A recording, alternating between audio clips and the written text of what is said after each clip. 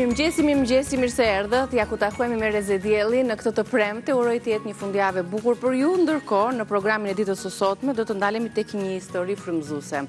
Gjithmonë kemi dëshirë të njohim shqiptar të suksesshëm që pavarësisht sfidave të jetës të kenë arritur diçka në skenat ndërkombëtare. I tillë është edhe Toni Selimi, një djalosh i vogël i rritur në Gostivar dhe sot tashmë një burr dhe një nga zërat më të fuqishëm në arenën ndërkombëtare për sa i përket motivimit apo transformimit njerëzor apo inteligjencës artificiale. Ai është autor i 7 librave bestseller, është folës në skenat ndërkombëtare të TED në Kombet e Bashkuara, apo ashtu edhe në për skenat e tjera ndërkombëtare, pra i përket këtij rrethi të motivimit dhe të frymëzimit të njerëzve të cilët duan të rriten personalisht dhe të transformojnë jetën e tyre. Por ka një histori të vështirë. Gjithmonë këto historitë e suksesshme vijnë nga historitë sfidash në fëmijërinë e tyre. Ai do të na rrëfej këtu historinë e jashtëzakonshme, plot dhimbje që në fëmijëri, familja, më pas ushtria, bullizmi, abuzimi psikologjik, abuzimi seksual, të gjitha do të na i rrëfej sot në intervistën e tij për Reze Dielli. Tani është momenti të shkojmë në kuzhinë, kemi receta të reja sot, të thjeshta, të shijshme, shkojmë në kuzhinë me Albanën.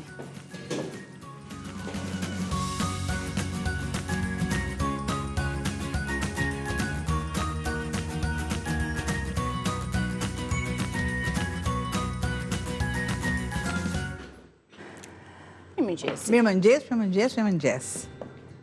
Si e mbyllim javën? Riciklojmë apo e nisim me Po dhe riciklojmë, patjetër, sepse recetat ngrihen vazhdimisht në varësi çfarë un kam. Do ta nis me petullat. Dhe atu ku jemi te brumi, le të sqaroj diçka për dje. Sepse shpeshherë anvisat shkruajnë dhe kërkojnë sqarime, patjetër asgjë nuk le të mos ta neglizhoj. Kanë qenë dy pyetje përgatime që kanë dashur të kenë shpjegime dhe po e sqaroj sot. Patjetër, nëse ne si veprojmë që pjesa e sipërme e kekut, pra e kekut të kripur dje, mos të plasaritet. Nuk është vetëm një komponent në atë gjë. E para gjë është si e përziejmë në mielin. Nëse ne do ta përziejmë mielin me telin rrahës dhe avash jo me shpejtësi, me tel elektrik për shembull, krijon që ajri të dalë nga masa e brumit, e para gjë. E dyta, është nxehtësia që ne përdorim për pjekjen. Nxehtësia 1 dhe minutazhi 2. Nxehtësia duhet të jetë tek 180, pra te keku i kripur dhe të bëhet avash derisa ajo plasaritja nuk krijohet më. Iku kjo gjë. Tek pula, patjetër që tham që mishi i pulës, sidomos i pulës dhe çdo lloj mishi tjetër nuk lahet. Përse? Arsyet, sepse shkon në banak, ku ne e lajm, shkon në veshje, shkon tek sfungjeri, shkon gjithandej dhe këtu është bakteria salmonellës. Dhe jo vetëm kaq. Më thoni dhe më keni pyetur si mund të ta anashkalojmë ne të veshim veshje apostafat? Askush nga ne nuk mund të veshje apostafat që bakteriet mos të shu. Por problemi është këtu. Duhet të kërkohet deri në 75 gradë. Patjetër që familjet nuk kanë të gjitha termometër, sepse nuk janë në kuzhinë, por gjëja më kryesore që ne kuptojmë është derisa lëngu, kur lëngu fillon dhe krijon atë pjesën e shkumës, ne e heqim. Dhe lëngu duhet të jetë i kthjellët dhe jo ngjyroz. Mishi, që ne nuk e kemi temperaturën për të vendosur te mishi, nuk duhet të jetë ngjyroz. Thjesht mishi shkëputet nga kocka. Këto janë elementet kryesorë që ne kuptojmë. Por që the do ketë përsëri pyetje dhe përsëri. Por e sqaruam të paktën. Por e sqaruam sepse shkruan në faqen e punës. Po.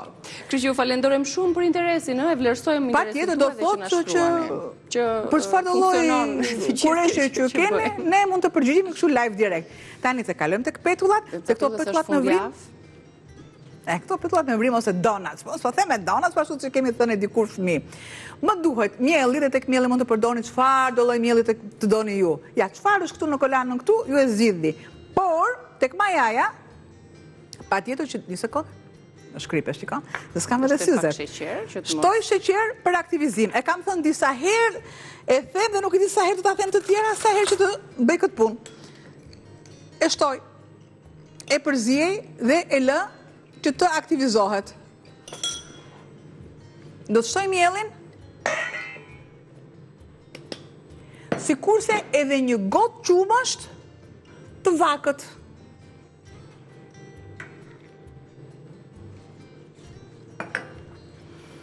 Do të shtoj një lugë gjelle vaj. Masën e kripës dhe e përzjej derisa të krijoj këtë gropëzën e vogël të ujshme.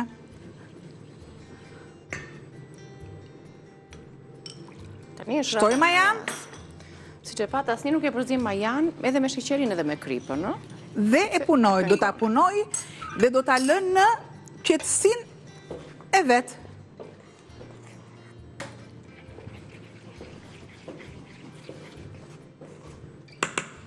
Largoj lugën.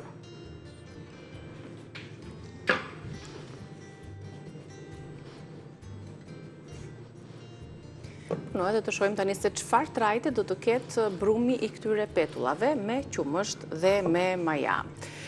Derisa Albana t'jap dorën e fundit për punimit të brumit, së bashku leti lexojmë dhe një gramaturat tani. Ju ndoqët që çdo përbërës që ishte në tryez për petullat është në tas tani për përzihet brumi dhe ndërsa ju do të vendosni për t'i përgatitur sot, nesër, meqense fundjava na mbledh më shumë për këto petulla, për t'i shoqëruar pastaj me çfarë elementi doni ju, me reçelin, me të ëmbla, me të kripura, si t'i doni ju në shtëpi.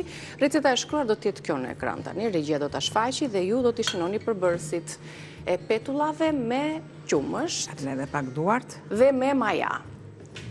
Një gotë qumësht i vakët, një lugë gjelle vaj, 3 gota miell, një lugë çaj sheqer, një lugë çaj krip, maja buke e butë dhe vaj për skuqe. Dihet që për përgatitjen e petullave ka mënyra të ndryshme. E përbashkëta është që janë shumë pak përbërës. Herë i përgatisim me maja, herë vetëm me kos, me vezë. Kemi sjell variante të larmishme nga më të ndryshmet për përgatitjen e petullave.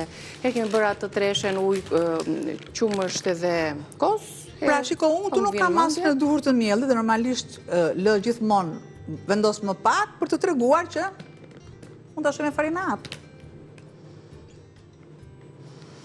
Derisa mielli, brumi mos u qëndroj në gishtrinj. E punojmë të tillë derisa shpërndarja e miellit të jetë e duhur.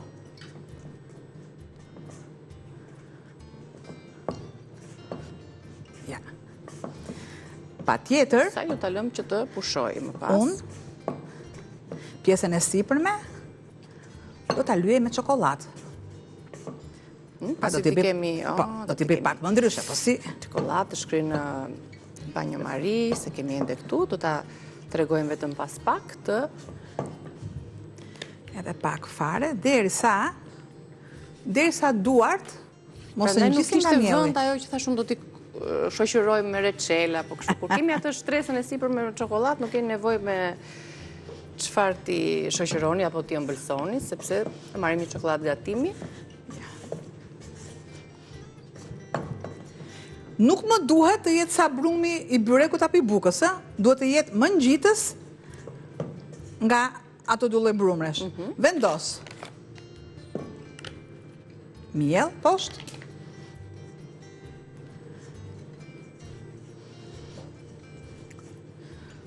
Tillja. Normalisht që do të aktivizohet, nuk do të thithim vaj.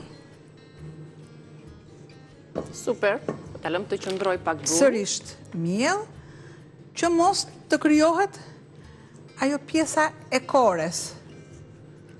Laj duar dhe vi për recetën tjetër. Ndërsa brumin që sapo përgatitëm, do e lëm që të qetësohet të pushoj pak dhe ne t'i skuqim pastaj këto petulla, t'u japim dhe atë formën e petullave amerikane dhe t'i vendosim edhe shtresën me çokoladë. Tani kalojmë tek receta e dytë, receta e drekës, mbaruam me mëngjesin. Tava e dheut. Tava e dheut. Mirë, le të shohim së bashku fillimisht recetën, çfarë përmban tava e dheut, cilët janë përbërësit. Tavë tironse dheut me të brendshme viçi. Ju duhet 400 gram mish viçi, 500 gram gjiz, një kokër qep, një thelpi hudhër, 50 gram miell misri, 10 gram nenexhik i thatë, 10 gram spec i kuq, 1 lugë gjelle salcë domatesh, 2 lugë gjelle vaj ulliri, gjalp, dikute 20 gram, pra një 2 lugë gjelle, dhe sigurisht krip piper i zi për rregullimin e shijes. Niki, të lutem shumë më merr 2 domate në frigorifer, se i kam lënë në frigorifer. Gjëja e parë, vendos qepën. Qepën që të tretet me ujë. Do të shtoj pak spec të kuq për t'i dhënë. Të lara janë ato faktikisht që i kam vendosur në frigorifer. Sikurse pastroj.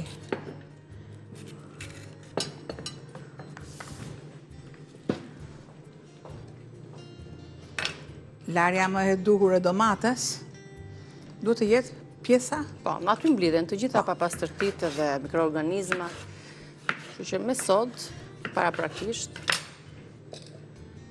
Patjetër që tregoj diku në një faqe, 4 produkte, patatja, qepa, dhe cila nga këto, më thoshin, nga këto 4 produkte është frut. E normalisht domatja. Por, nëse unë, që kam jetuar të 2 epokat, dhe para dhe pas, normalisht, domate nuk do të quaja perime, unë si Albana. Ose si perime konsumohet. Nuk Se futet në miksimin e frutave. Prandaj do në quaj, sepse do ta përdornim si molla, si portokalli, dhe në to pardon, unë e fuse perime. E kaloj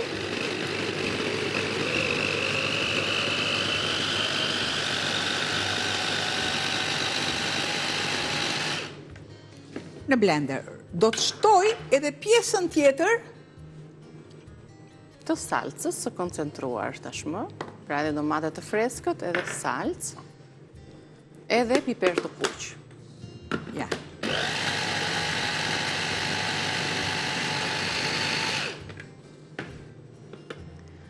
Po të duam, ju e patë shumë mirë, që unë kam vendosur një gjysmë qepe,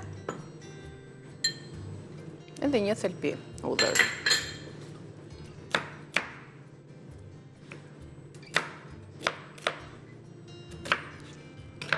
Për t'i dhënë atë shijen Tashmë që kemi këto mjetet, receta bëhet edhe më shpejt akoma, se të mendosh që këto pralonin të gjitha në... Qepën e kam që po bëhet. E ke shtuar aty, plus që salca është mëse e dura, duke bashkuar edhe njerë domaten, specin e kuq, salcën e domates dhe shtuam edhe një gjysëm qepe. Ja, largoj këtu, mbajtë, mos... Le të bëhet në Terezinë e saj. Atëherë marr një gërshër, sepse e pash edhe dje që është më e vështirë. Se është pak më e fortë kjo pjesa e dhjamushkave për t'i dhënë pak shije gatimeve. Që ne një pjesë që do t'a shtojmë.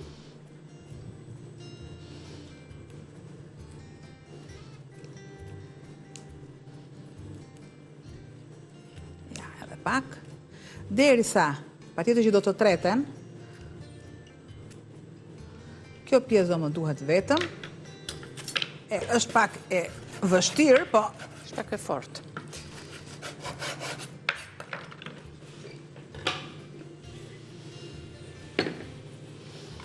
Do t'i kaloj.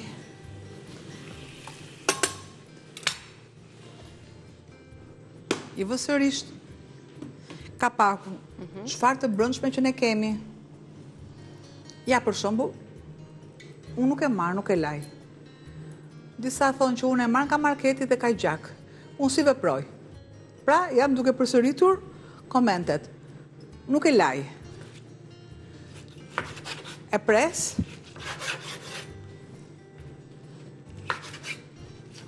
Kur e kam të freskët, se kam fare problem. Kjo është edhe në ngrirje, apo jo? Jo, kjo është... Okej, dhe më të kur i kemi nga ngrirja dihet që do t'i prisim të kollaj dhe ishte edhe më... Po, nësë është nga ngrirja, normalisht bakteriet janë që aktivizohen. Si në ngrirje dhe si në vlim është e njëjta gjë. Pa tjetër që të lëshoj gjakrat që ka, sepse kemi pasur në ngrirje. Por, teknologjia për shembull është një gjysëm, një çerek procesi i gatimit sikur se është dhe teperimet.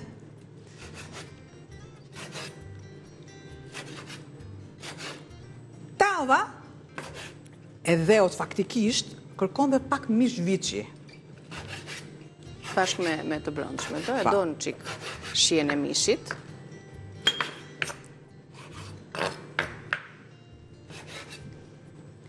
Por, shpesher, pa mundësia, bën që njerëzit të zgjedhin dhe alternativat të tjera.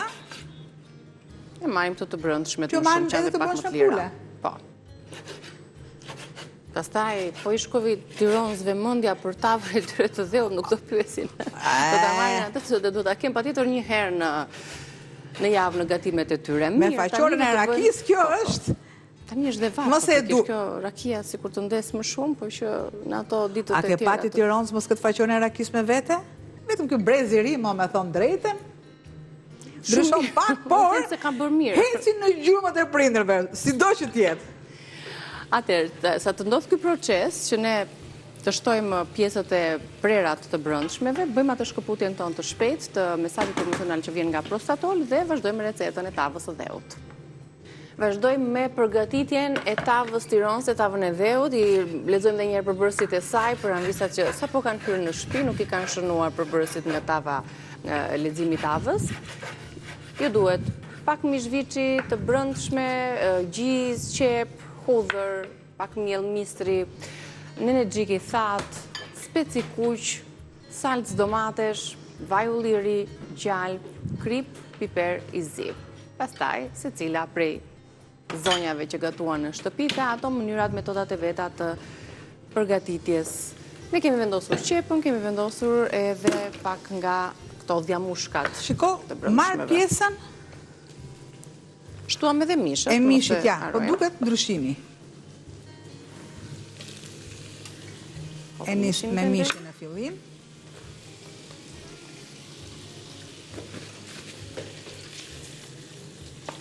Në copëza të vogla,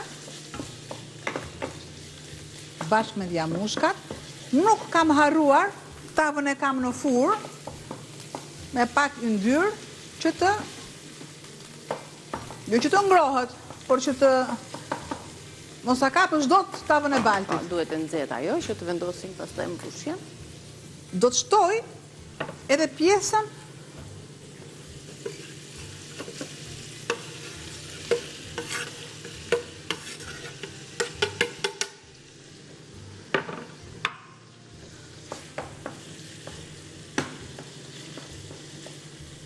Një këtu e rëndësishme është që këto të zjenë mirë, të jenë të skuqura mirë.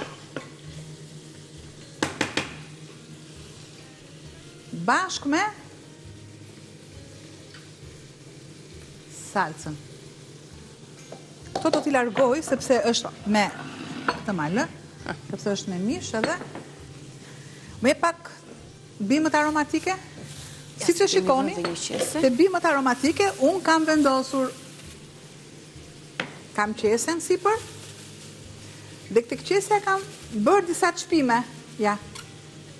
Përse, për të mirëmbajtur shumë mirë bimët aromatike që janë të, sikur janë të sapo këputura. Ja, e shikoni që nuk ka asë një lloj pjese të verdhë. Sërish do më duhet, por nuk harrojmë që i ndrojmë ujin çdo ditë. Nga bimët aromatike do të vendos pakës ujë që të ke mundësi unë të marë salcën. Një përzierje shumë të mirë,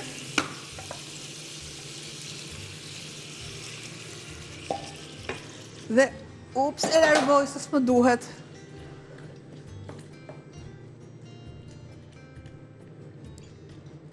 E lë të bëhet me pakës piper, si kurse edhe masën e kripës. E përzijej, i vë kapakun. Deri këtu. I vëm kapakut edhe në pjesës së parë të I vëm kapakun. përgatitjes së recetave. Tani është koha të konsumojmë dhe në një kafe.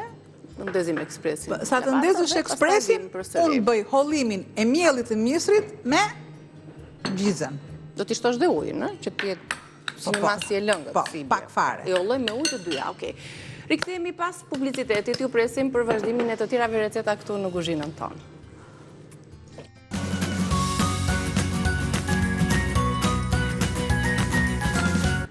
Mirë, jemi rikthyer në pjesën e fundit të recetave tona. Përgatisim tavën e dheut, japim asaj dorën e fundit sikundër ju e ndoqët. Kam mielin e misrit me gjizën. Një përzierje të mirë. Të jetë e lëngshme, sepse nëse nuk është e lëngshme, normalisht do të filloj plasaritja në tavë, edhe do jetë sikur është bukë edhe jo kjo mas e lëngësht. Marë. Të që zbut pak pjesa e gjizës, e zbut shien. Marë tavën që e kam vendosur në furrë me yndyrë. Do të shtoj këtë masë.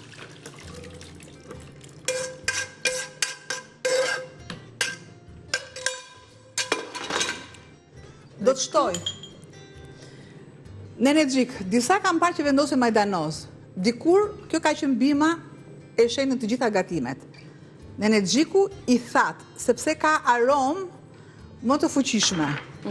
Bë një përzierje të mirë, si kurse dhe me specin e kuq.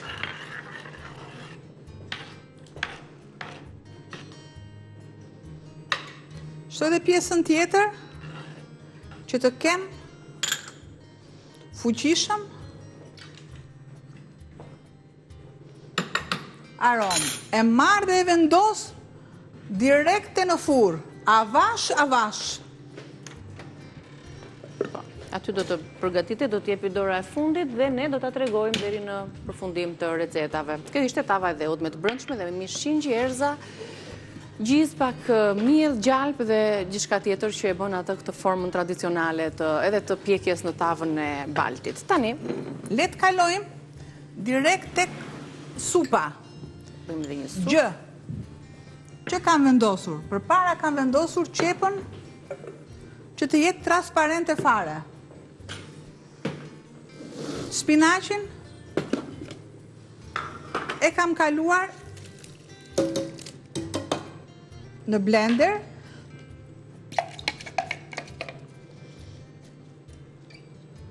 E largoj vetëm një kërcel.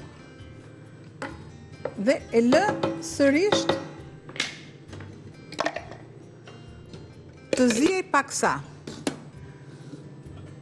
Këtu kam orizin e zier, sikur se kam lënë edhe lëngun e orizit. Ja.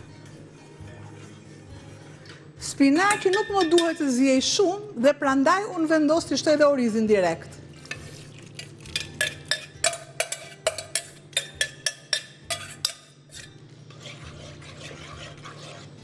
Largoj dhe këtë kërcelin këtu, që të jetë në... I vendos kapakun dhe e lë të zihej.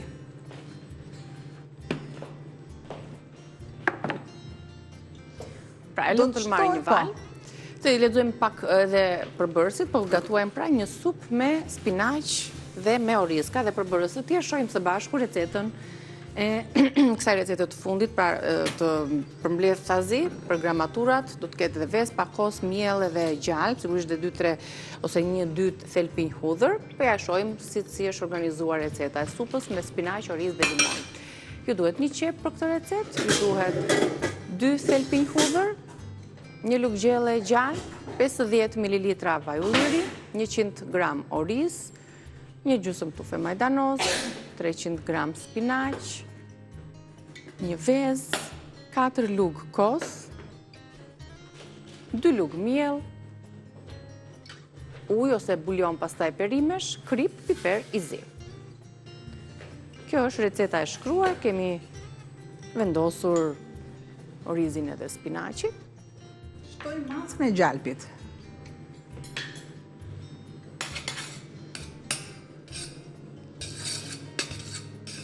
Bles, më e mira është t'i ndroj pak sa vëndet, sepse nxehtësia është më e madhe këtu. E zbus gjalpin me pak fare vaj. Nuk pres që vaj të më digjet. Do të shtoj miell.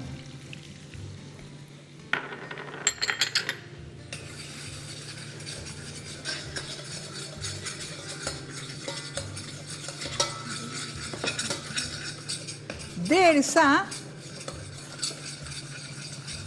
të kem këtë masën e kremi duke e përzier shpejt, sa unë mos të kem asë një lloj kokrizimi dhe masa të filloj dhe të zjej, derisa ja, në këtë pikë.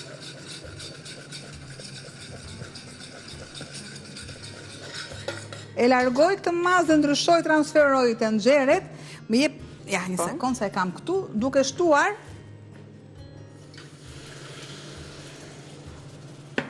ujë nga bimët aromatike. E largoj nga nxehtësia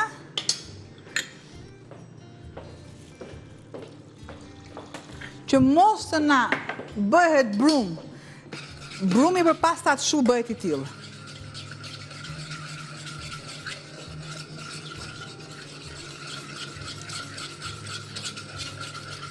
E largoj. Do të krijoj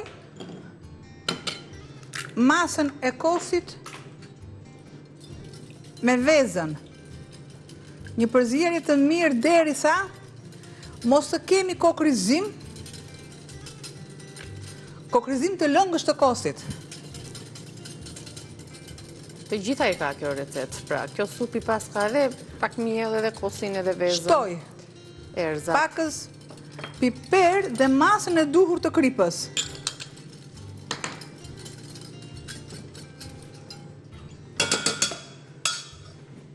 Transferoj të gjithë të masë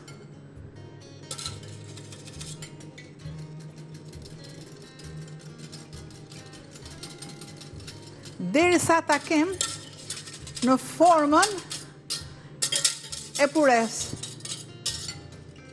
E largoj.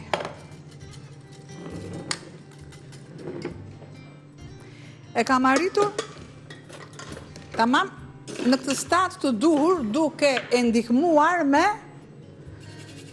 2 thelpi hudhre që më duhet një pure, po shumë e i mët. Aj sa lejohet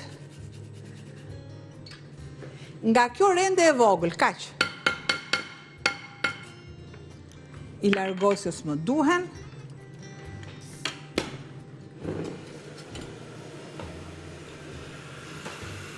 Edhe val, sa po ka marrë, spinaci dhe orizi bashk. Patjetër një kemi pak ujë të lutem, Po. që të arrit të kompensoj të 2 temperaturat.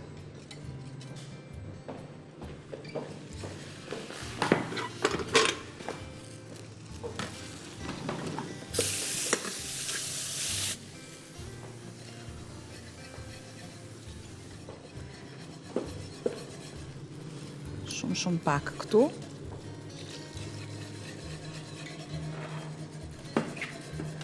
Dhe masën tjetër direkt me përzierje krijoj një supë kremoze pa e ndihmuar fare në pajisje elektrike.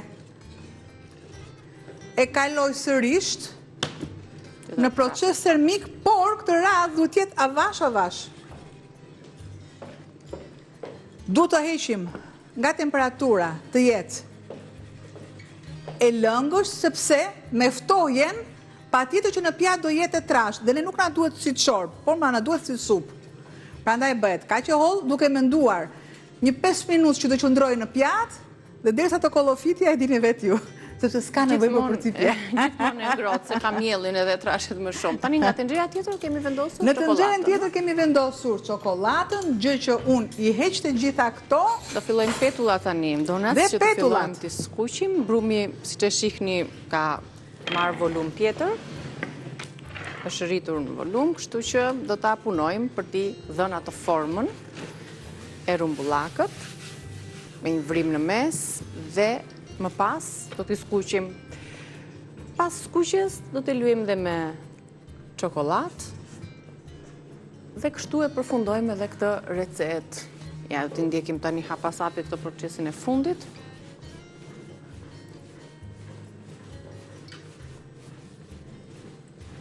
Derisa tek veshi dëgjohet pjesa fluska që pëlqasin. Derisa dora ime mos të ketë pjesën e miellit. Po la miellin e mos e lam aty poshtë, të marrim një tjetër. Ja se marrun një pak ose na duhet të punojmë.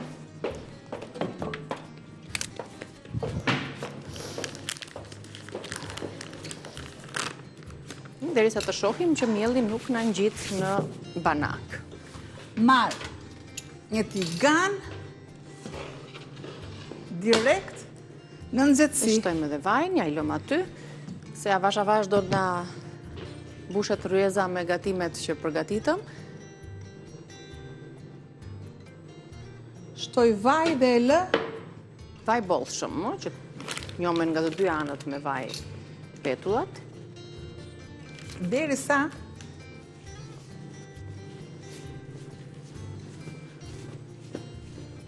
tashmë brumi nuk duhet të ngjisë në duar, kur themi me duar të pastra. Hajde gatuaj ti edhe thjesht me. Po që duket në formën e mirë tani, se nuk ngjit.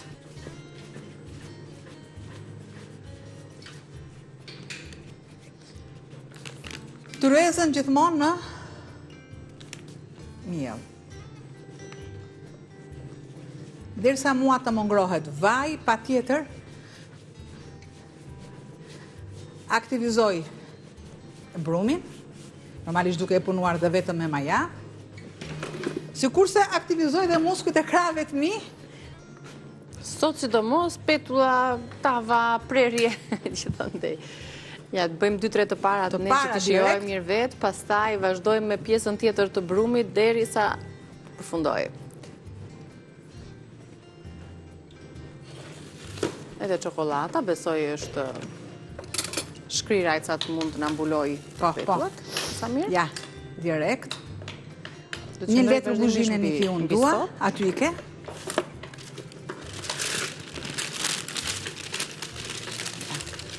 E kam arritur sepse çokolata në banjo mari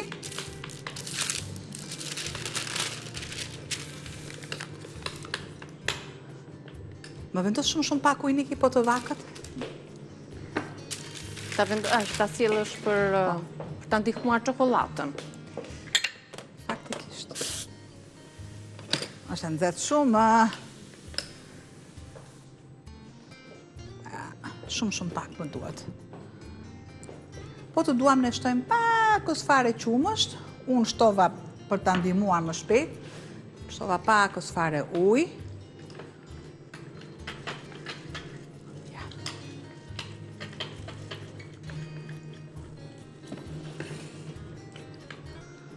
Derisa mua të më bëhet vaj, po e punoj këtu.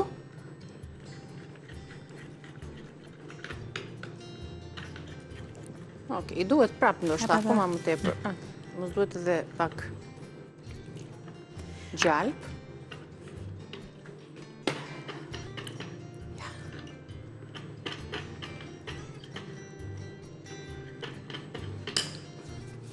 Tani ne i theksuam dhe thamë që do t'u japim atë formën e petullave amerikane, donuts për shembull, të cilat vijnë ose në kremra me ngjyrë ose sipër, ose me çokoladë, ose kështu të thjeshta.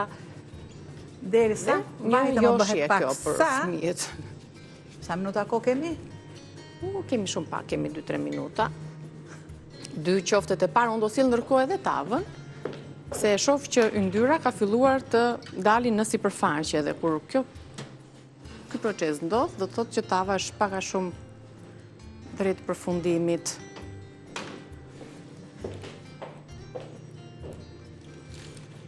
Tava e dheut, me të brëndshme qingji, viçi, ndjes edhe me mish viçi po ashtu, i vetëm me të brëndshme, me gjizë, me salcë, në krah bashkë me këtë edhe supa me spinaq dhe me oriz. Petullat me maja. Ja. Tak, një rotullim edhe bën gati. Pak nxehtësinë unë këtu dhe paralelisht shkrim edhe çokoladën. Ja, kam këtë masë të lëngësht,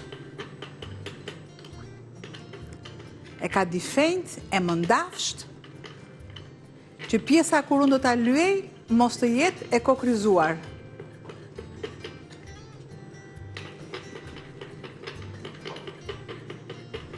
Paralelisht bëhen të dyja. Ti fry pak zjarit?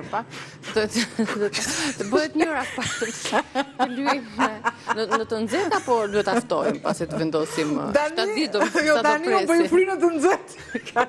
Çokoladën do të vendosim në të nxehtë apo në të nxehtë kështu siç është. Siç është. Sepse po uftove sërish krijon atë masën e kokrizave. Tashmë nuk e di se si duar të punoj. Filloi të skuqet, të dha efekt.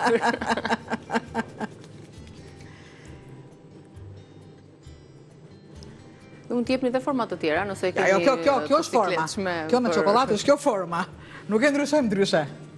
Sepse është e duhura, petulla amerikane kur themi, tani, tu bëfsha bëu. E para që është vendosur aty, do t'jetë gati për ta kthyer dhe me të tjerat pastaj, shohim pak më vonë. Do dhe pak. Da, që s'kam qa i bëj. S'kam qa i bëj se i heq... E këthejmë qik. Derisa kjo mas...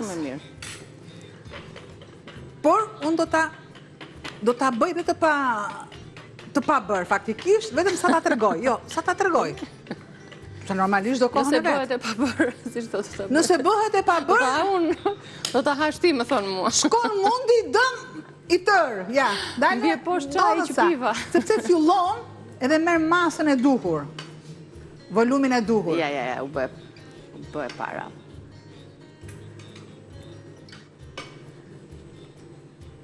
Bukur fort, ja ku janë dhe petullat. Bukur fort, ata marrën... Për më shumë, po t'i lëm qik me kuriozitet, le t'i shohin, i bëjmë tamam ne, i shohin anvisat në YouTube, edhe në rrjetet tona sociale, kështu që i bën aty i qanti me fotot, me servirjen e duhur. Sepse do vazhdimisht t'i kthejmë, do të marri këtë ngjyrë, pra duhet t'i tajoj ngjyra e artë. Nuk na duhet vetëm forma, na duhet edhe përmbajtja, ti të pjekur mirë brenda, skuqur mirë edhe të ketë shije. Edhe djersët.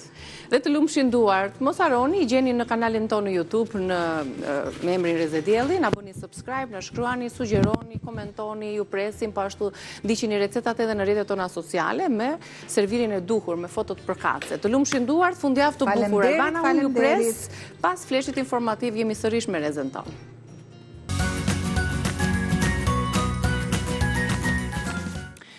Mirë se erdhët në këtë hapësirë, do të bisedojmë me një shqiptar nga Gostivari, nga Maqedonia e Veriut, por është një histori e vështirë emigrimi, e vështirë sfidash personale, deri tek skenat ndërkombëtare të motivimit dhe të zhvillimit personal. Toni Jeton Selimi është një djalë nga Gostivari që u ngrit nga këto sfida të vështira të fëmijërisë për të bërë sot një nga zërat më të fuqishëm global të transformimit njerëzor dhe inteligjencës artificiale. Do doja të prezantoja diçka më tepër rreth arritjeve dhe sukseseve të tij. Jeton prej 36 vitesh në Londër, nga Londra në Times Square, nga konferencat dhe fjalimet e famshme në TED, në Kombet e Bashkuara. Librat e tij bestseller, 7 të tilla, të cilat gjenden dhe kanë marrë në Amazon dhe kanë marrë çmime të vazhdueshme, punon me CEO-t, me yjet e Hollywoodit, është sipërmarrës, është avokat, ka shumë për të folur për tonin, por më parë do doja që ta përshëndetja dhe t'i uroja mirëseardhje në Reze Dielli, është në Shqipëri prej disa ditësh për të ndihmuar dhe për të dhënë kontributin e tij pikërisht në këto fusha që unë përmenda. Kënaqësi që je këtu, Toni. Kënaqësi që jam këtu, posaçërisht në emisionin Reze Dielli. Për shkak se ato rrezet neve na mbajnë të gjallë. Dhe gjithmonë është kënaqësi kur kthehem trojet tona dhe të jap disa mendime nga ana e shëndetit mendor, emocional dhe profesional. Se si audienca dhe populli mund të ngrihet dhe të kalojnë betejat së më shpejti. Dhe si një narrator dhe një fjalues i cili mban mbërthyer ato sallat e mëdha me persona të cilët ndjekin këto fjalime motivuese, të cilat na ndihmojnë në rritjen tonë personale, në transformimin tonë, në zhvillimin personal, sepse vitet e fundit dhe në Shqipëri ndihet kjo lëvizje apo jo. Dhe Toni në ditët e sotme je pikërisht në këtë rreth të motivuesve dhe folësve ndërkombëtar, të cilët frymëzojnë apo motivojnë, sepse të dyja mund të kenë kuptime të ndryshme, turma të tëra njerëzish. Por do doja, përpara se të flisni për sukseset e tua, do doja ta nisnim aty te rrënjët. Ti ke lindur në Gostivar apo jo, në Maqedoninë e Veriut? Korrekt. Në një familje të madhe, si që janë familjet tona tradicionale shqiptare. Domethënë, në rrita një familje tepër të madhe. Jam fëmiu i 6, domethënë më i vogli, kam 4 motra dhe një vëlla. Dhe gjithashtu familja e nanës është tepër e madhe dhe familja e babës është tepër e madhe. Pra një familje e përullur, bujqësore, shpirtërore, punëtore. Ne kishim edhe fermën në Maqedoni, por gjithashtu restorane në Jugosllavi dhe në Bosnë. Dhe u rrita në 2 bota të ndryshme. Bota e parë ishte bota ku domethënë kontribuon në familje me punë, domethënë me bujqësi, me lop, duke shitur dallт dhe perime, produkte të farmës në komunitetin shqiptar, turk, roman dhe maqedon. Dhe gjatë pushimeve, nuk ishim në pushime, ne shkoshim në restorant të zaventojmë prindët dhe të punojmë. Nga ana tjetër kishte tepër telashe të ndryshme, domethënë ne kishim plot punë, dhe po kishte gjithashtu gjendja emocionale dhe domethënë dhuna që ndodh në familje, dhuna emocionale, dhuna psikologjike që në atë kohë normal, nëse kishim këtë fjalor, dhe këto mundësi nuk e njiftim se çka do të thonë, por ne vazhdojshim, domethënë të kalojshim këtë sende duke u fokusuar nga një ana në shkolla, nga ana tjetër, domethënë punën. Dhe shumica e termineve që kena sot, as që ekzistojshin që ne ti dim, po që nuk flasëshin në shkollë, po gjithashtu në familje. Për shkak se ishte një lloj turpi apo tabuje për ta ndarë frike, sepse familja tradicionale dhe ishte i presionuar për ta treguar. Pikërisht në këtë restorantin që ju përmendët, që ishte pjesë e familjes, ti vazhdoje të shkoje, të jepje një lloj kontributi. Por më herë, do doja të dija, sipas atyre që ti ke deklaruar, sepse i ke rrëfyer dhe në librat e tu, çdo gjë që ty të ka ndodhur, sfidat, dhuna, bullizmi, abuzimi, janë te libri Lajnoles apo Lajnles, po, korrekt. në të cilën ti je rrëfyer pa dorashka, pa filtra, edhe aty ka shërbyer si një lloj frymëzimi apo motivimi, që edhe ata prindër që janë ndoshta të pavëmendshëm ndaj disa sjelljeve të fëmijëve të tyre, mund të frymëzohen për t'i pyetur dhe për të zbuluar se çfarë ka ndodhur me ta, nëse ka një abuzim apo jo, dhe më beso edhe në realitetin shqiptar janë të panumërta abuzimet. Ndoshta të parrëfyera, ndoshta diçka mund të ketë vënë në lëvizje, por më trego pak si ndodhi fakti që ti ke qenë i bullizuar dhe ke qenë po ashtu dhe i abuzuar seksualisht, në cilën moshë? Në moshën 5-6 vjeçare, domethënë ne flasim në një kulturë ku prindët tonë pa me sytë tonë se nëna si abuzoheshte prej familjes. Dhe ti rritesh, po gjithashtu edhe motra që i ka më të mëdhaja. Domethënë kur e shef ti abuzitetin dhe nëse je në vete, nëse i pyet disa pyetje, ti sefte e din se nuk është normal ta shohësh këtë sen. Po si vogël ti nuk e ke atë fuqi që mund bësh një kontribut, domethënë të ndryshosh diçka, posaçërisht në atë kohë.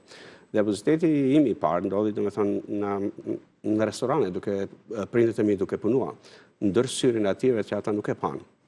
Dhe më dyshte 40 vite të punoj me ekspertë të ndryshme dhe të shkoj gjatë shërimit që dyshte të shërohem dhe të kuptoj traumat e ndryshme, edhe nga ana e bullizmit, edhe trauma që i shefti të motrat, të nana që i shef, dhe ta kuptosh se bota nuk është dhunë.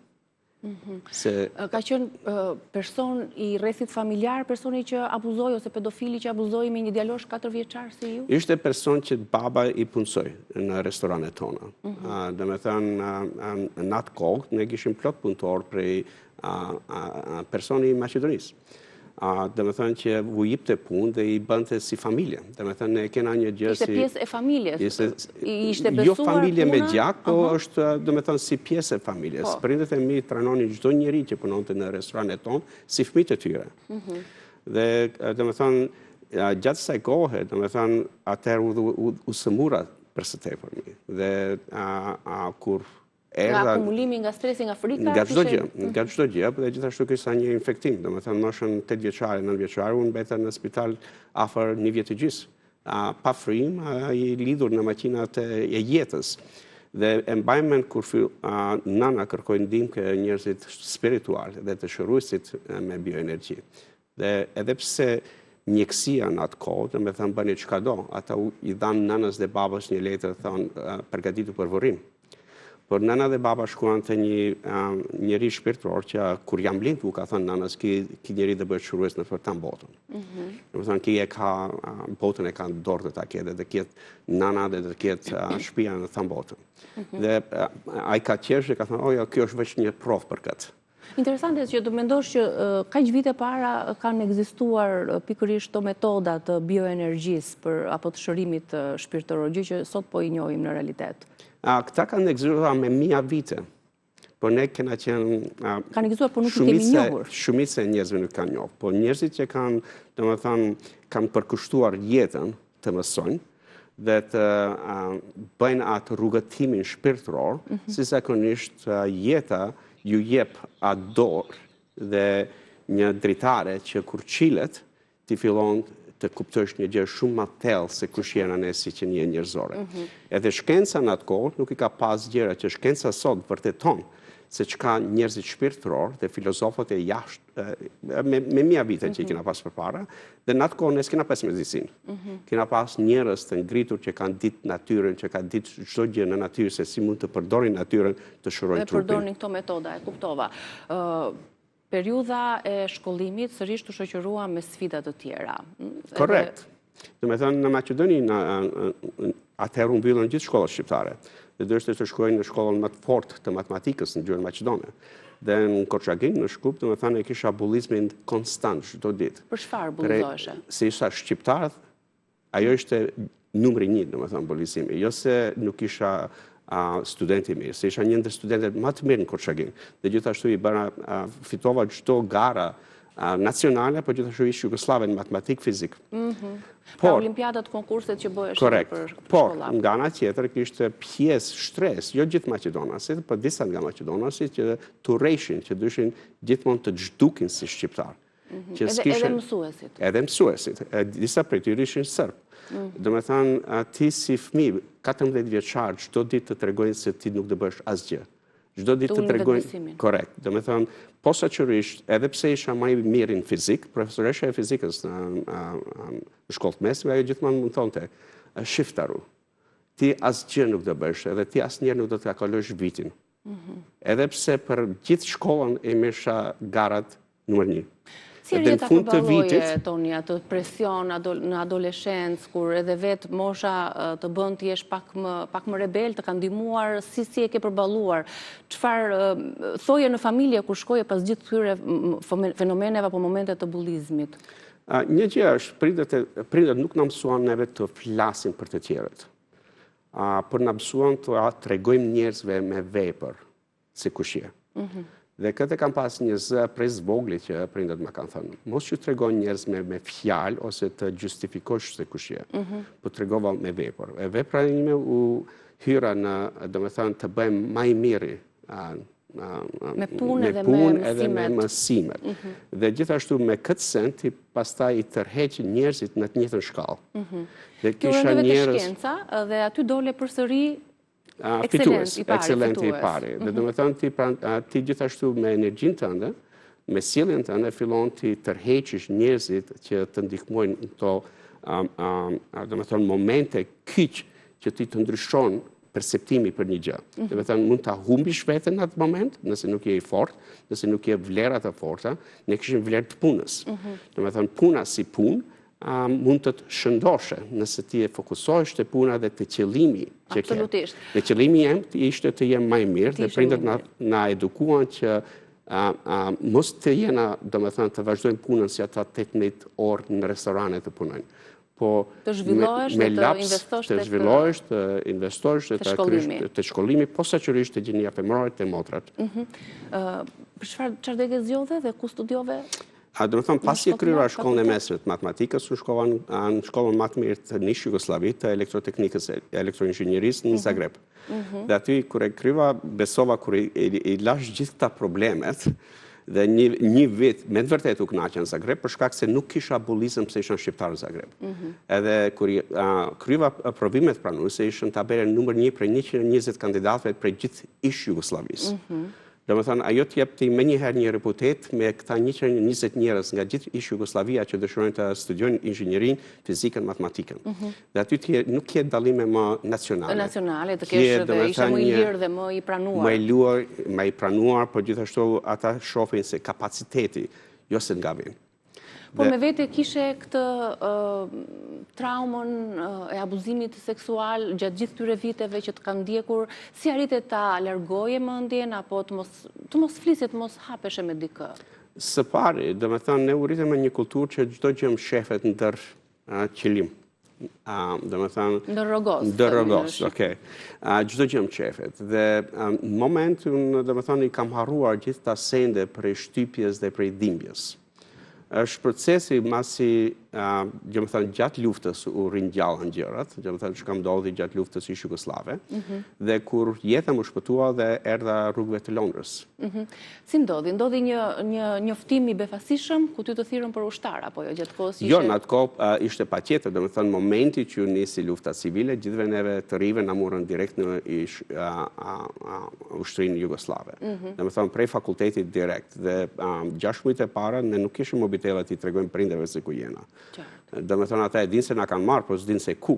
Domethënë basi e kryjmë në ushtrime që do ishte të kryjmë dhe të marrim domethënë armën dhe të luftojmë.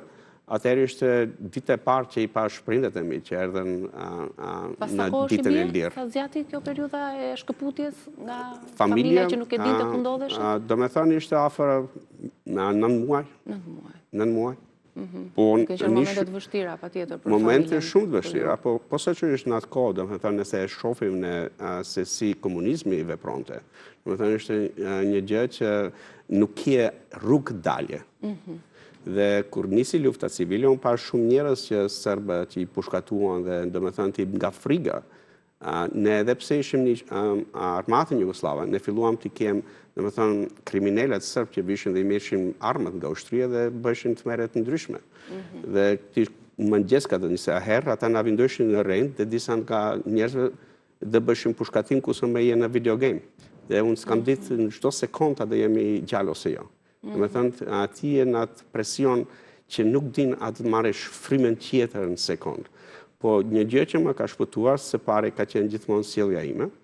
Së dyti ka qenë një kapetan ai Malizi që shkruaj në libër që shkruaj. E ke rrëfyer gjithë historinë në libër, po. Ka dashur domethënë të më ketë si djalë, se gjithmonë atu nevozitshëm.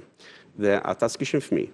Dhe babës ai thonte babës dhe ta marrë këtë djalin do ta bëj për vete dhe baba i thonë edhe 12 kem nuk t'japi. Ti e ke për një vit. Domethënë mund ta mbarësh për një vit. Dhe kur erdhi puna ishte domethënë një komunist, me të vërtetë komunist, jo nacionalist. Dhe është ai që mua dhe disa njerëzve që ne mbetëm gjallë që na shpëtoi jetën. Ke patur më pas komunikime me këtë që të shpëtoi jetën në vite më pasme? Me fat keq jo, në atë kohë ne s'kishim telefon. U shkëputëm. Domethënë në atë kohë u shkëputëm edhe prej njerëzve që i disha, por shumica e tyre edhe humbën jetën gjatë luftës. Pra nuk ke më informacione të pashme? Jo, s'ke, se unë kërkova kur filluan rrjetet sociale, kërkova disa njerëz, ama jo. Si ndodhi që ike më pas në Angli? Kush u bë sebepi që të studioje të largoheshe nga vendi? Së pari, domethënë, ajo dëshira ime prej së vogli të krijoj, domethënë ta kryej fakultetin, të plotësoj dëshirat e prindërve të mi, se ata duashin gjithë neve si fëmijë të rritena në shkallat më të larta të edukimit. E dyta është isha me nënën. Dhe nëna gjithmonë ka besuar te kapaciteti im. Normal baba ishte njëri punëtor që i binte parat, por nga gjendja emocionale nuk ishte aty asnjëherë. Domethënë babat ne u ritëm me prindër që s'ishin asnjëherë prezent me ty si njëri. Ajo është një sfidë dhe një traumë që duhet kohë ta kuptosh se çfarë mësime ti merr prej atij sendi. Se mësova shumë sende gjatë. E ditë të sotme. E ditë korrekt, e ditë së sotme, por në atë kohë nuk e disha këtë send. Dhe ti kur e shef atë send, nëna mori para UHA prej një fëqi që ne gjithmonë më kena ndihmuar dhe mora biletën e fundit që ishte nga Shkupi pa viza për në Londër. Sepse u bë sistemi i qarkullimit me viza. Ke qenë biletën e fundit. Biletën e fundit, aeroplanin e fundit dhe mbajmen kur mbrita. Ke qenë me fat, Toni. Po gjithë më thuajnë ta se dhe korrekt, domethënë ka diçka më të madhe se vetja. Dhe kur mbrita në Londër, e mbaj mend kur më pyetën në emigracion, si e këtu thash unë me gjithë atë konfidencën, harrova gjithë traumat, harrova gjithë frigat. Dhe fillove një jetë re. Jo vetëm aty kur hira në kufi, i tregoj njeriu thash këta janë ëndrat e mia. E kam mjaft me trauma, me probleme, me luftra, me humbje, me sende, edhe ajmë qëllojnë si, ma vendoj vullosin, në pasaport tha kesh një jetë mirë. Dhe kjo vullosja shërbeu për një sukses dhe një ringritje? Për një sukses kur nisën, se nuk nisa unë me sukses, nisa pa asgjë. Dhe me thënë, në atë kohë, unë isha mbrita në Londër veç me një torb të vogël, disa sandviqa në që më kështë e ba, dhe një gjëmper, dhe 200 markat shkohës. Dhe me thënë, 4-5 mujtë e parë kam fletë rrugëve. Ke fjetë rrugëve? Korrekt. Nuk ishit një njeri që ju pritje? Jo. Dhe me thënë, këta në vete janë sfidat të mdhaja. Së pare ti si 19 vjeçar, i rikujton çdo traumë. Të erdashu të bësh dhe punë të ndryshme për të mbijetuar? Punë të ndryshme, derisa fillova të mësoj gjuhën, derisa fillova të gjindën, për punat e pare kam bë gjithë falas. Dhe me thënë, kur shifsha rrugët e përlyera, i pastrosha rrugët. Kur kishte, dhe me thënë, pleq, kur dilshim prej supermarketit, ma mbisha edhe qojsha në shtëpi, kur më thëshin të pastroj kopshtin, të pastroj shtëpinë, të pastroj teshat. Dhe pastaj fillova të punoj në restorane fillova gjithashtu duke pastruar, nevojtore, duke pastruar barin. Ama libri ishte gjithmonë me vete? Korrekt. Toni, me kë u hape, si shërove traumën të me të abuzimit seksual, në cilën moshë dhe cili ishte personi parë me cilin fole? Së pare, dhe me thënë, gjithmonë kam investuar të vetja. Prindët e mi filluan këtë shprehit, dhe me thënë, ata investojshin në profesor jashtë shkollimit në matematikë, në fizikë, në informatikë. Dhe jam tepër i falënderueshëm për këtë sende. Dhe momentin kur fillova unë të punoj 2-3 puna, fillova të kërkoj shërues, fillova të kërkoj terapi, fillova të kërkoj, dhe me thënë, çdo trajnim që mund është ta kuptoj veten. Dhe me thënë, si mund ta ndryshoj gjërat që u bën pengesë dhe mura të mëdha kur jam në qytet dhe si mund të adaptohem më mirë që të kryj këto qëllime të jetës. Dhe gjatë rrugëve unë lexova shumë libra, dhe me thënë e kisha fjalorin kroatisht, anglisht dhe shqip-anglisht, një fjalor të vogël. Dhe me fjalor fillova unë të mësoj gjuhën. Posaçërisht kur fillon të bisedosh me njerëz anglisht, ngadalë e fillon gjuhën. E praktikon. Dhe unë momentin që fillova të ringritem dhe të jem në para, fillova të kërkoj njerëz të ndryshëm.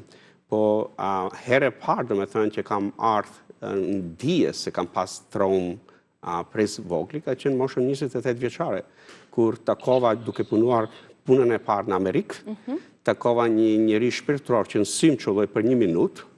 Të dalloj në sy që ti ke një traumë? Në sy më ka, tha nëse dëshiron, tha kjo është vizitkartja ime, tha sa je në Amerikë të bëjmë disa konsulta dhe kam mënyra të ndryshme që mund ta çlirojmë atë traumë. Kur ta çlirojmë atë traumë ti do rritesh shumë shpejt.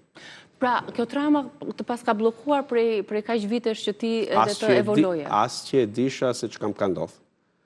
Do me thënë, truri njeriut si punon, do me thënë, kur njeriu te kalon një traumë shumë të thellë dhe shumë dhimbëse, do me thënë, ajo e blokon dhe të bëhet errësi.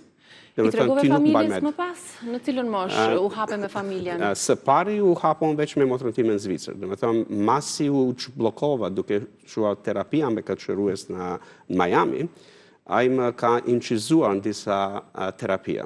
Hipnotizuese, shpirtërore? Edhe hipnotizuese, po edhe shpirtërore. Do me thënë, ai bëni shumë rrugotim shpirtërore. Do me thënë, ai ka punuar përstepërmi me metodologjia të ndryshme që më përkujtoj njeriu që nana edhe baba na çoi edhe vllaun që shëroi për epilepsisë, por gjithashtu edhe mua kur kam qenë i vogël. Dhe isha i hapët për çdo metodologji. Do me thënë, unë gjithmonë kam qenë i hapër për mjafton që të largohesh e të shërohesh e kjo jo traumë. vetëm të shërohesh, por gjithashtu të mësoj. Mësimin e kam pas një gjë elementare prej zvogël. Gjithmonë dëshiroj të mësoj diçka. Ku jam? Pa marrë parasysh ku jam. Dhe ajo kur ndodhi, ai më dha në atë kohë kasetofonin, atë kasetën. Tha, këtë ta ndëgjojmë me dikend që i beson 100% se ti nuk flet në anglisht. Ti flet në gjuhën që se kuptoj. Dhe flet si i vogël. Pra, ajo mosha 4 vjeçare ku dhe tu abuzove. Ishte e vështirë ta dëgjoje?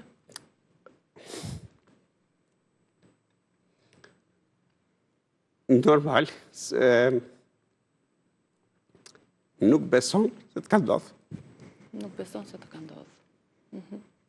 Ka qenë motra aty pranë teje që... Jo, motra ishte në Zvicër, në shkova në Zvicër direkt. Po, për t'ja treguar dhe për t'a ndjekur bashkë, për t'a motra ka qenë e para. Po prej atij momenti më duhet edhe 10 vjet tjera, derisa do me thonë u bëna me veten paqe për çdo gjë që ka ndodhur. Jo se vetë traumën time, se këto trauma kanë qenë edhe trauma fizike ndaj nanës, ndaj motrave, trauma emocionale, do me thonë ata lidhen gjithë së bashku lidhen. Dhe ti tash e shefat, do me thonë një mentalitet tonin, si shqiptar. Do me thonë, nga jashtë jena një pasqyrë e rejshme. Sepse gjithmonë ka qenë kjo t'jetojmë për të tjerët. Korrekt. Gjithmonë kena qenë t'jetojmë për të tjerët, jo për veten. Është një dobësi që do me thonë e kam pas prej zvogli. Pra, dhe një 10 vjeçare i bie në moshë gati 40 vjeçare ku ti e ke pranuar dhe e ke rrëfyer pastaj tek të tjerët, te libri dhe tek familja jote. Korrekt. Do me thonë, nuk mundesha të bëjmë një shkrimtar nëse unë me veten nuk isha i pastërt.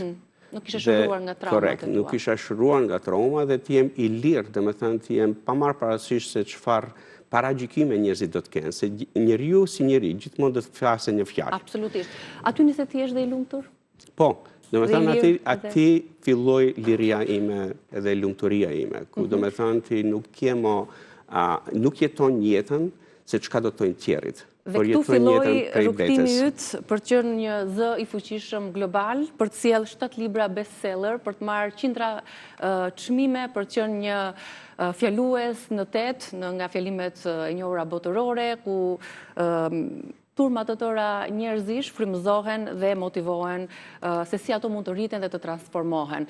Me njëherë pas reklamave do të vazhdojmë bisedën me Toni, kemi shumë gjëra tjera për të zbuluar me të.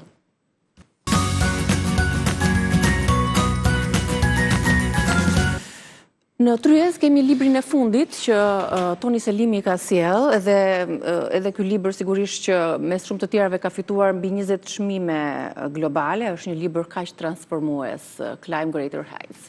Çfarë sfidash ka këtu brenda? Çfarë gjen lexuesi? Pse e kërkojnë kaq shumë këtë libër? Për 15 vitet e fundit që kam punuar me klienta prej çdo sferë të jetës dhe me biznesa nga çdo sektor i marketit.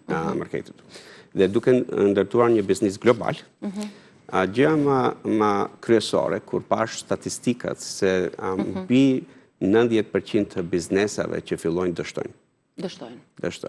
Dhe posaçërisht njerëzit që hiqen nga karriera dhe kanë një ide të ngrim biznesin. Po është pjesë e filozofisë së biznesit që nuk duhet menduar falimentimi i pari. Korrekt. Dhe jo fitimi që në hapat e parë. Jo fitimi, po gjithashtu ka një formulë, një hartë të një biznesi të qëndrueshëm dhe të një biznesi të suksesshëm, dhe një biznesi që bën një ndryshim të madh aty ku punon biznesi. Dhe mësova shumë leksione gjatë karrierës time në teknologji, mbi 15 vjet, do me thënë, duke menaxhuar me miliarda programe të teknologjisë, duke kuptuar, do me thënë, çdo sferë të biznesit, se si biznesi punon, dhe çfarë sisteme një biznes duhet të ketë, dhe çfarë lidera një biznes duhet të ketë. Po pastaj gjithashtu marketingu, produktet e ndryshme, shërbimet e ndryshme, dhe si një biznes i suksesshëm si, për shembull, nëse marrim Apple, ose nëse marrim Microsoftin, ose nëse marrim bizneset e ndryshme botëror, që gjithë bota, që ata zhvillojnë me triliona para, cila është formula e tyre. Dhe këtë fillova gjithë klientët që kam punu, që kam ngrit biznesit dhe që bëm shitje mbi 1 miliard. Kompani të mëdha.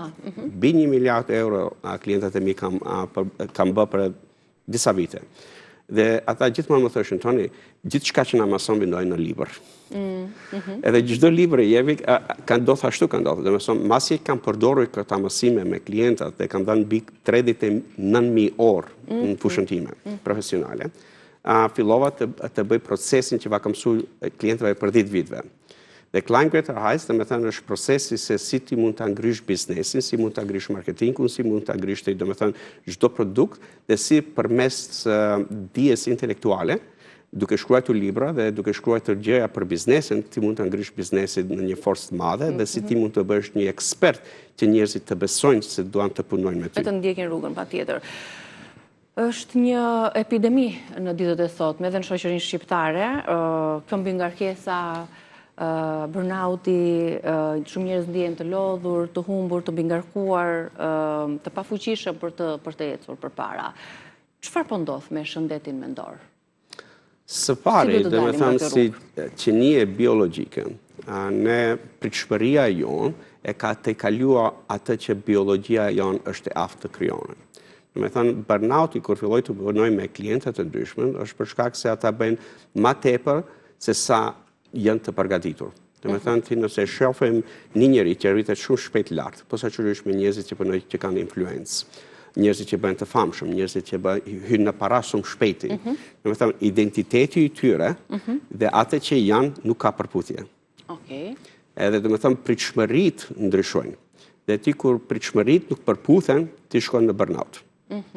Dhe ti nuk e ke rregulluar, domethënë, atë që në brenda vetës të rregullon këto pritshmëria dhe nuk jenë përputhje me ato vlera që ti flet se mendon se ke.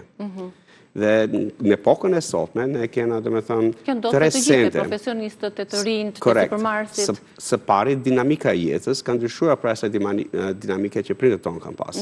Së dyti teknologjia ka shpejtësuar këtë send. Së treti pritshmëria e lajkave. Domethënë çdo gjë njeriu që bën matet me like. Dhe algoritmat e mediave sociale, domethënë e ndryshojnë sjelljen e njeriu. Dhe kjo është rreziku më i madh që ndodh në shoqëritë kolektive, gjithashtu edhe në biznes, në lidera, por gjithashtu në familje dhe të fëmijët. E vërtet, e vërtet.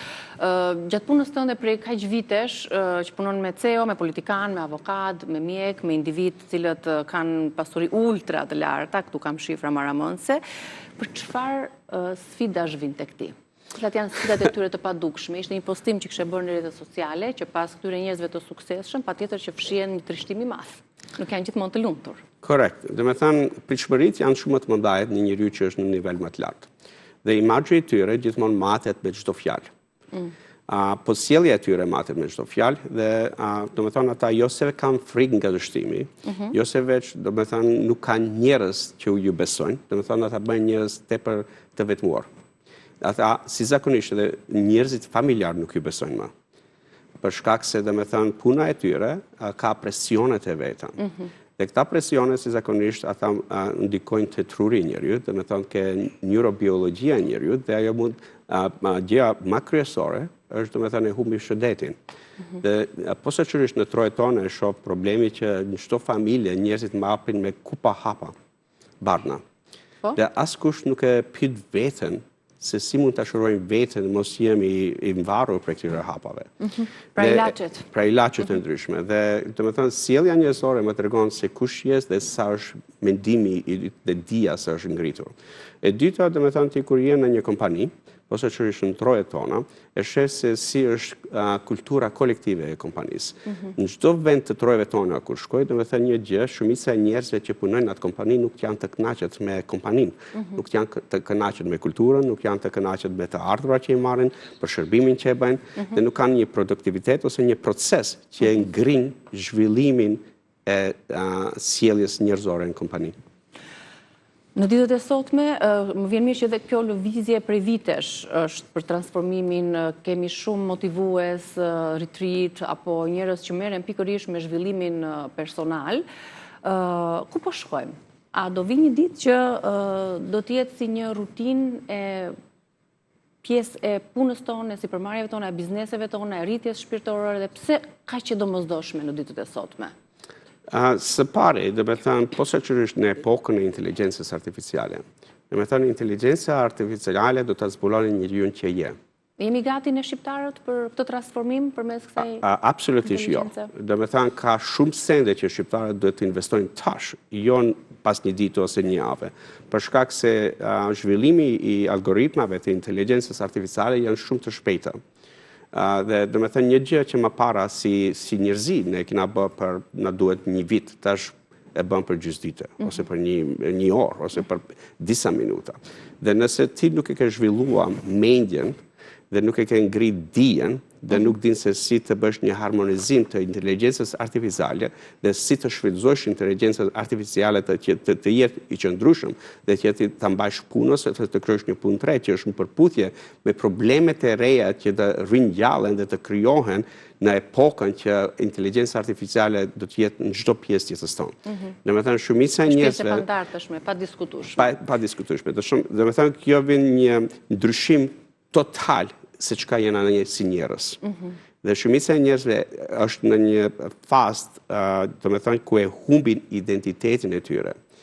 Shumica e pyetjeve që i shohin në konferencat apo në trajnimet private që i bëj kur vin puna nga inteligjenca artificiale dhe përdorimi i inteligjencës artificiale në kompani në mënyrë që domethënë e ngrin dijen kolektive, jo në mënyrë që domethënë bën një ndikim negativ te punëtoria apo te vendi ku ata punojnë, është friga.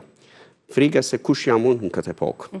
Dhe kjo është pamarëparësisht se çfarë profesioni, se shumica e profesioneve tash, domethënë gjëra që inteligjenca artificiale i bën më mirë, domethënë gjithë ata informata që i kena, ajo mund për disa sekonda të përpunone. Domethënë truri i njeriu nuk mund t'i bënë këta sende. Absolutisht. Po ti mund të mësosh se si mund të përdorish inteligjencën artificiale që të aftësitë tuaja të ngrihen.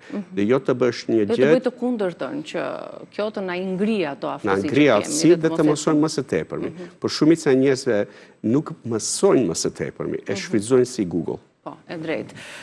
Meqense jemi dhe në minutët e fundit, ka shumë për të folur për Tonin dhe për tema të tilla që ai më së miri i praktikon nëpër konferencat. Do doja një mesazh për shqiptarët je këto ditë në Shqipëri për të dhënë kontributin tënd në sipërmarrje të ndryshme, në drejtues të kompanive të fuqishme, njerëz që duan të ndryshojnë dhe të rriten profesionalisht edhe shpirtërisht. Një mesazh për shqiptarë që duan të arrijnë sukses, pa u djegur emocionalisht dhe pa humbur vlerat e tyre. Së pari, do të thënë, ne si shqiptar, si komp, besojnë zemër jena punëtor. Së dyti, ne jena shumë inteligjent. Ajo, a e shfrytëzojmë inteligjencën në maksimum, ajo është që të pyetjesh. Së treti, ne kena disa vlera shumë të mira që i kena harruar. Duhet të rikthehen në disa vlera që me të vërtet na japin neve një mundësi të re në këtë epokë që është duke i zhvilluar. Dhe gjëja më e mirë që mund të bani, mos flitni për të tjerët, por pyetni veten cili është vizioni im, cili është qëllimi im jetësor, çfarë vlera, çfarë besime, çfarë trauma duhet të shëroj në vete dhe çfarë duhet të ndryshoj në vete dhe çfarë plan programi kam për një jetë më të mirë. Se është shumë lehtë. Dhe mos u krahasoni me të tjerët. Me të tjerët. Shumë lehtë është ta bësh atë sens, se jena mësuar në atë psikologji. Po gjithashtu e kje fuqizimin e vetës, dhe me thënë këti kje Zoti na ka krijuar me një Ferrari, po mos e shfrytëzo si një bicikletë. Bukur fort, shumë e bukur për ta mbyllur. Fiks si një frymëzues dhe motivues, Toni Selimin e gjeni në rrjetet sociale, librat e tij në Amazon, padyshim për të ndjekur konferencat apo fjalimet e tij motivuese, sepse patjetër që do t'ju ndihmojnë në profesionet tuaja apo në suksesin tuaj personal, të zhvillimit dhe rritjes personale. Shumë faleminderit që erdhe në Reze Dielli. Faleminderit për intervistën. Faleminderit, është kënaqësi. Gjithë mirat kalofshi dhe ju uroj një ditë të bukur, mirupafshim.